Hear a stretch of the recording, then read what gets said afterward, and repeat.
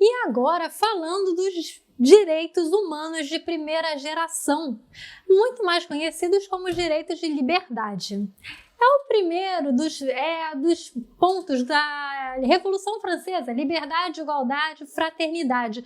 Os direitos de primeira geração vão falar sobre direitos, em geral, de cunho individual, de cunho político, de cunho que não é social. Os direitos sociais ficam para a segunda geração.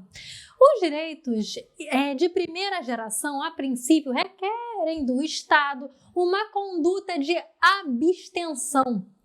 Perceba o seguinte: qual foi o marco exatamente dos direitos de primeira geração?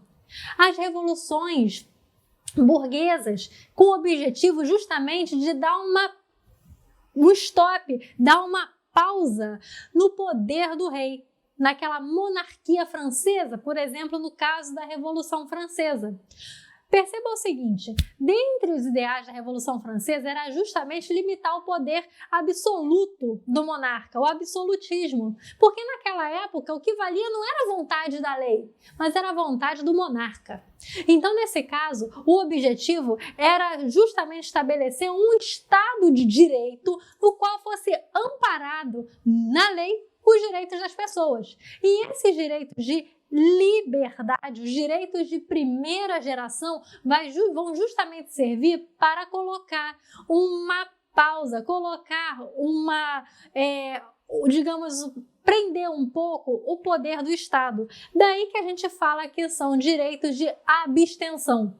Perceba o seguinte: como é que eu protejo o direito à vida de alguém? Não matando. Como eu protejo a liberdade de ir e vir? Não prendendo.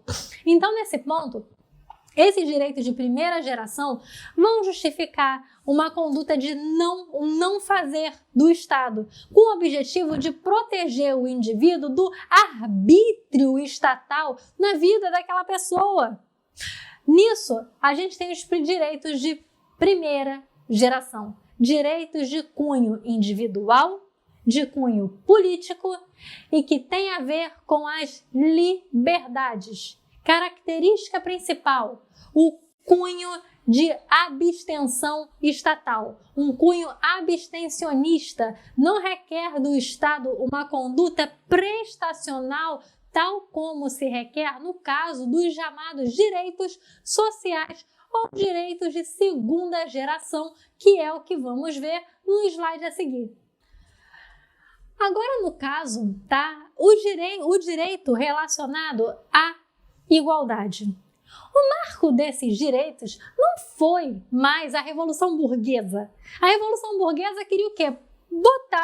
Parar um pouco o arbítrio estatal, amparar os direitos na lei, ou seja, as liberdades. Contudo, a mera liberdade, o amparo na lei que trouxe uma igualdade formal não foi o suficiente para trazer uma igualdade material a todas as pessoas. Então, nesse caso, o marco dos direitos de segunda geração já são a Revolução Industrial e, no caso, também as revoluções socialistas. Revolução Industrial, revoluções socialistas que levaram à percepção de que o Estado, naquele modelo de mera abstenção, o modelo liberal, não era o suficiente para garantir todos os direitos aos indivíduos, nem garantir uma vida digna a todas as pessoas. Afinal, faltava a igualdade material para elas. Daí que os direitos de segunda geração são aqueles chamados direitos econômicos, direitos sociais, direitos culturais, como, por exemplo, saúde, moradia, educação, cultura, lazer, transporte. Perceba que todos esses direitos demandam do Estado uma prestação. O Estado não garante a sua educação cruzando os braços. Ele pode até proteger a sua vida cruzando os braços, não te matando. Mas o cruzar de braços do Estado não garante que você vai ter educação, cultura ou saúde. Nesse ponto, o Estado precisa fazer alguma coisa.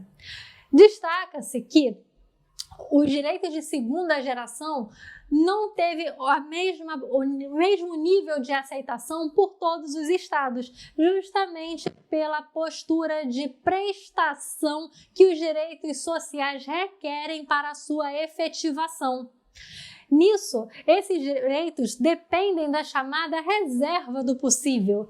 Ou seja, o Estado pode garantir sim os direitos sociais das pessoas, claro, de acordo com o nível de desenvolvimento econômico que ele tem.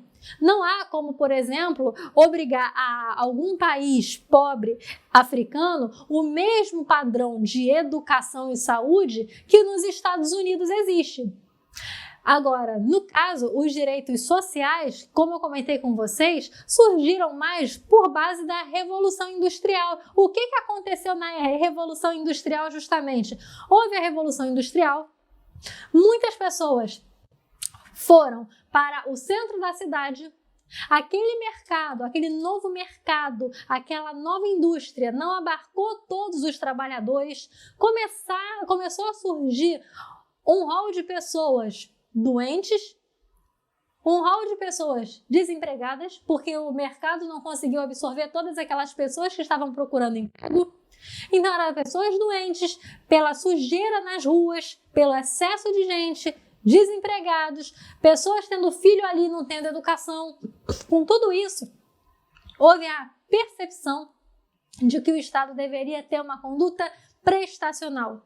Em síntese, os direitos de segunda geração são os direitos sociais, culturais e econômicos que demandam uma conduta prestacional do Estado e não uma mera abstenção, e que ainda por cima faz com que o Estado promova a chamada igualdade material, também conhecida como isonomia, ou seja, tratar de forma desigual as pessoas na medida em que elas se desigualam.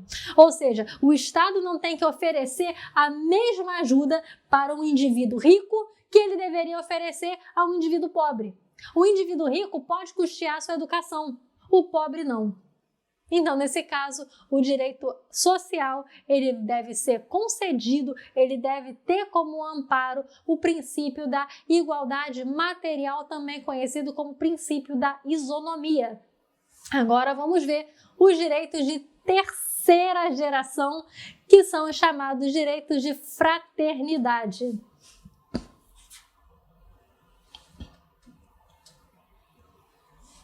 Pessoal, esse aqui é os direitos de segunda geração. Acabou que eu achei que eu tinha passado o slide, mas não tinha passado. Quem sabe faz ao vivo, problemas básicos do ao vivo. Simplesmente aqui é o slide dos direitos de segunda dimensão, tá? Agora, como eu comentei com vocês, direitos de terceira dimensão. Pelos direitos de terceira dimensão, vocês têm o direito à fraternidade. Esses direitos são diferentes dos direitos de primeira e segunda geração. Por que, Simone, que são diferentes? Pelo seguinte, pelo fato de que os direitos de terceira geração não são exatamente direitos usufruíveis por uma única pessoa. Eu tenho direito à vida, eu tenho direito à saúde, você tem direito à vida, tem direito à educação, você tem direito à saúde, mas vamos combinar que todas as pessoas têm o direito ao meio ambiente equilibrado, o direito à paz. E nesse caso, quando há a violação a um direito de terceira geração, não é só a Simone que está sendo prejudicada, mas toda uma coletividade. Se o meu direito à vida é aviltado e o seu não, ok. Porque o fato do meu direito à vida ter sido violado não significa que o seu também foi ou será. Contudo, se o meu direito ao meio ambiente equilibrado for aviltado, o seu, o da sua família, o da minha família também será. O mesmo ar que eu respiro é o ar que você respira. Se no caso há uma guerra nuclear e a gente tem um problema relacionado a isso, eu vou me prejudicar e você também. Daí que os direitos de terceira dimensão são os chamados direitos de fraternidade, porque ele é usufruído não por um, mas por uma coletividade. Quando você pensar em terceira dimensão, não se esqueça da palavra fraternidade para lembrar da titularidade coletiva desse tipo de direito. Quando a gente fala em fraterno, a gente fala em irmão, então a gente está falando em alguém além da gente. Então, temos aqui direitos que são oriundos da constatação da vinculação do homem ao planeta Terra. Deixa eu voltar para aqui, peraí. Caneta, pronto. Da vinculação do homem ao planeta Terra. Então, nisso se enquadra um direito ao desenvolvimento. Se o meu país está se desenvolvendo, eu não serei a única a lucrar com isso. Você também irá. Se o nosso país não está desenvolvendo, a inflação altíssima, nós todos estaremos sendo prejudicados. A paz, meio ambiente, comunicação. E se você pensa que esses direitos de primeira, segunda, terceira geração são, nossa, mas que viagem, isso é pura balela, besteira. Não, o STF em seus julgados menciona justamente a teoria geracional. E eu trouxe aqui 2 julgados do STF para você ver que isso aí é aplicável na prática. Olha esse julgado. Aqui no caso, a segunda turma do STF mencionou o seguinte, né, nesse agravo regimental: danos ao meio ambiente, determinação da cessação de despejo de efluentes sem tratamento no rio e na atmosfera na comarca de Campo Belo sob pena de multa. Direito ao meio ambiente ecologicamente equilibrado, direito fundamental de terceira geração. Artigo 225 da Constituição Federal, violação ao princípio da separação de poderes, tararé. Então, nesse caso, perceba que a própria Constituição, em seu artigo 225, no próprio artigo 4º, inciso 6, inciso 7, que menciona o direito à paz, os direitos de terceira geração são contemplados na Constituição Federal e enunciados pelo STF em seus julgados. Aqui no caso, foi verificado que houve a poluição de um rio prejudicando uma coletividade e nesse caso o próprio STF mencionou direito ao meio ambiente como direito de terceira geração. Vamos para o próximo.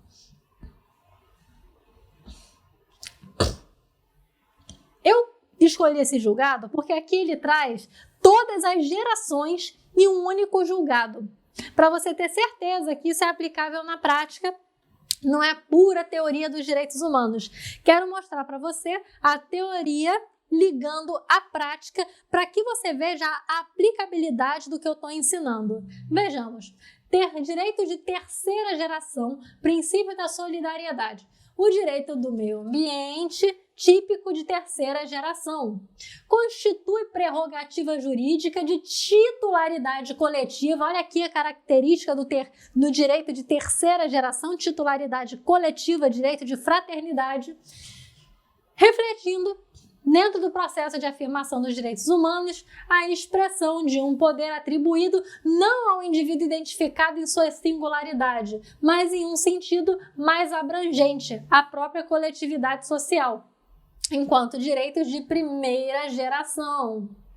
Ou seja, ele menciona que os direitos de primeira geração são usufruíveis de forma singular, diferentemente dos direitos de terceira dimensão ou geração, que são usufruíveis de forma coletiva.